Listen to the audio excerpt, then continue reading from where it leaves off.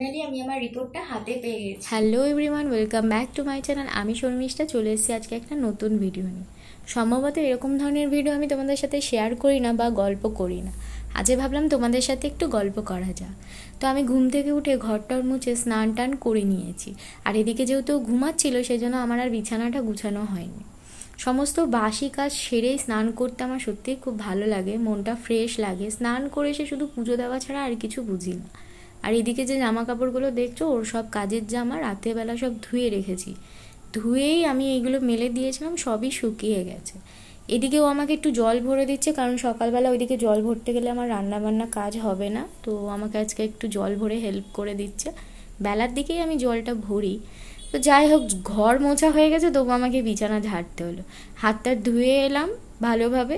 এই যে আমার গোপু সোনাকে এখন ঘুম থেকে তুলতে হবে, ওকে খাওয়াতে হবে, স্নান করাতে হবে। ঠাকুরের পুজো না দিয়ে আমি কোথাও বেরাই না।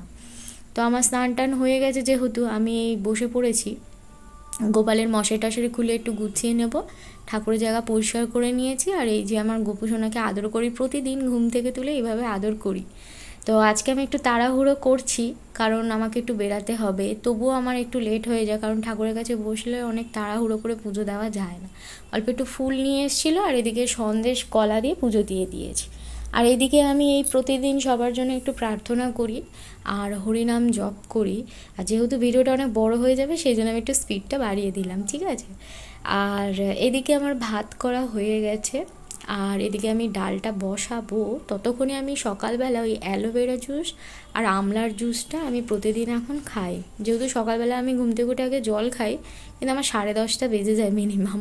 তো যাই হোক, ওষুধও থাকে আমার। আর এদিকে আমি একটু ফোনটা চেক করে নিচ্ছি।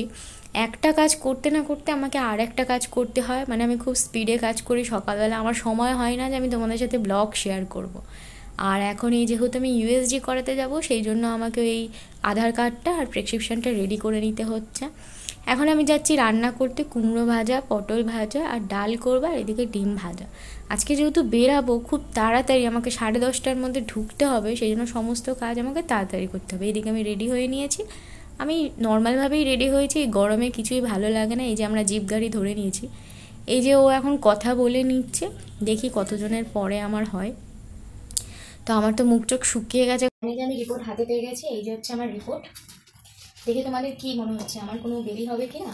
তো যাই হোক, রিপোর্টটা হাতে পেয়ে গেছি। এখন আমি রিপোর্টটা পড়ে দেখলাম, যেটা ভাবছিলাম সেরকম কিছুই না। যেহেতু আমার একটু পার্সোনাল হেলথ ইস্যু চলছিল, সেই জন্য আমাকে রিপোর্টটা ডক্টর করতে দিয়েছে। তবু একটু টেনশনে ছিলাম। রিপোর্ট বলে কথা, সব কিছু ঠিকই আছে, নর্মাল আছে, কোনো ব্যাপার না। যেহেতু আমি মেডিসিন খাচ্ছি, সেটা ঠিক হয়ে যাবে। আর সারাদিনের ব্লগটা তোমাদের কেমন লাগলো অবশ্যই তোমরা কমেন্ট করে জানিও। যারা নতুন আছো আমার চ্যানেলটাকে সাবস্ক্রাইব করে দিয়ে পাশে থেকো। আর যারা আমার ভিডিও রেগুলার দেখো, তারা আমাকে কমেন্ট করে বলো যে তোমরা কীরকম ভিডিও দেখতে চাইছো। আর যেহেতু আমি একদমই ক্যামেরা ধরে কাজ করতে পারি না, সেজন্য এরকম ধরনের ভিডিও তোমাদের সাথে শেয়ার করি না। এই প্রথমবার এরকম ধরনের ভিডিও তোমাদের সাথে শেয়ার করেছে। ব্যাপার থাকে তাহলে অবশ্যই আমি তোমাদেরকে জানাবো। এটা লুকিয়ে রাখার কোনো বিষয় নয়, যেহেতু আমি সোশ্যাল মিডিয়াতে কাজ করি।